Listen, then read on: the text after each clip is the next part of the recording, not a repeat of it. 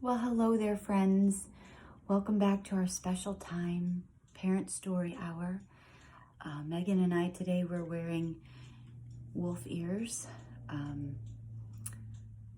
feeling a little sad, like we'll never see Great Wolf Lodge again, but also because we are reading a story about the woods. So that's pretty exciting. Our story today is called Bear Snores On. So I hope you enjoy this as much as we did. In a cave in the woods in his deep dark lair, through the long cold winter sleeps a great brown bear. Cuddled in a heap with his eyes shut tight, he sleeps through the day, he sleeps through the night. The cold winds howl, the night sounds growl, but Bear snores on. And I think this is particularly appropriate because I think we can all relate to this right now. That hibernation feeling. An itty-bitty mouse, pitter-pat tiptoe, creep crawls in the cave from the fluff cold snow. Mouse squeaks, too damp, too dank, too dark, so he lights wee twigs with a small hot spark. I'm gonna need to stop right there.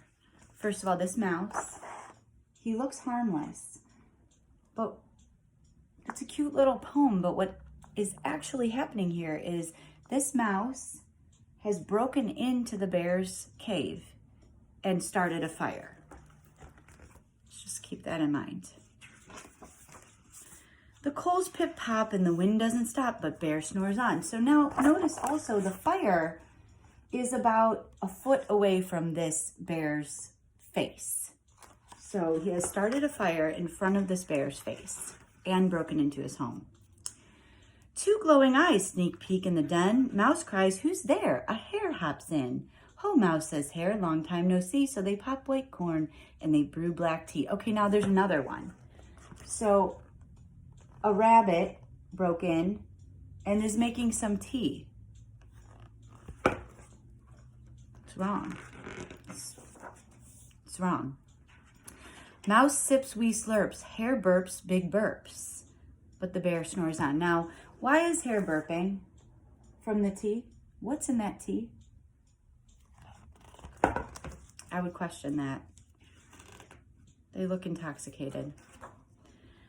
A badger scuttles by, sniff snuffs at the air. "I smell yummy yums, perhaps we can share." "I've brought honey nuts," Badger says with a grin. "Let's divvy them up, cozy down and dig in." So now word is getting out.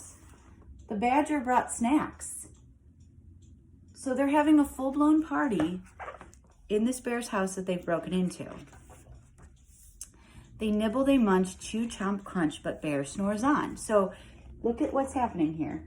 This poor bear is sleeping, and all these friends are having a party in his home. A gopher and a mole tunnel up through the floor. Then wren and a raven flutter in through the door. Mole mutters, "What a night, what a storm," twitters wren, and everybody clutters in the great bear's den. Now, Mole here. Mole, I think he's the only one that I don't really blame for this situation because while moles are not completely blind, they don't have very good eyesight. So in his defense, he might have thought he was at a restaurant or a club.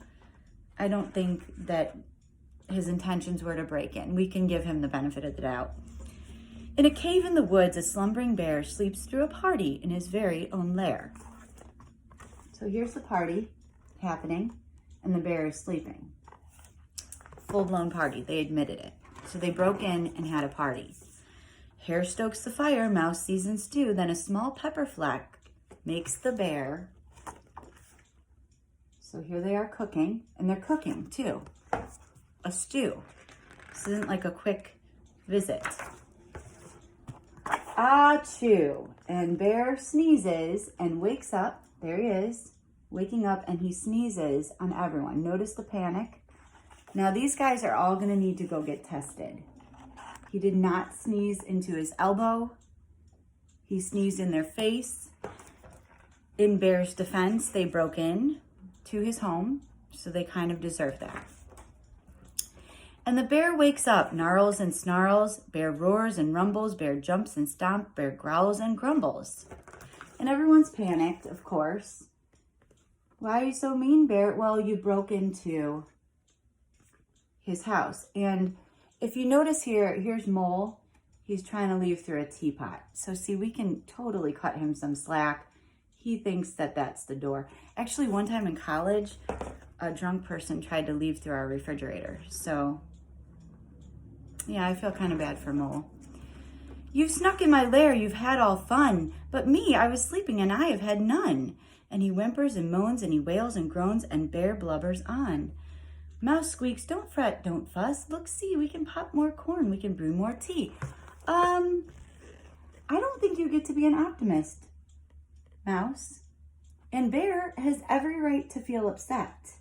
Because not only was he excluded, his friends are criminals. I mean, they broke in, they stole some of his things, they had a party in his home, but he's a good sport. Bear gulps, Bear gobbles, he sighs with delight, then he spins tall tales through the blustery night. When the sun peeks up on a crisp, clear dawn, here he is, having fun with his friends, a lot nicer than I would have been at that point. But his friends snore on. So here they all are, drunk and passed out, except for Mole, who probably thinks he's at home. And Bear looks upset. And I would be upset too if this happened to me. And I think there should be a sequel to this book where Bear gets up and just eats everyone and goes back to sleep. I think that would be justified. All right, I hope you've enjoyed Bear Snores On. I will see you back on Monday for Parent Story Hour, and I hope everyone is staying healthy and sane.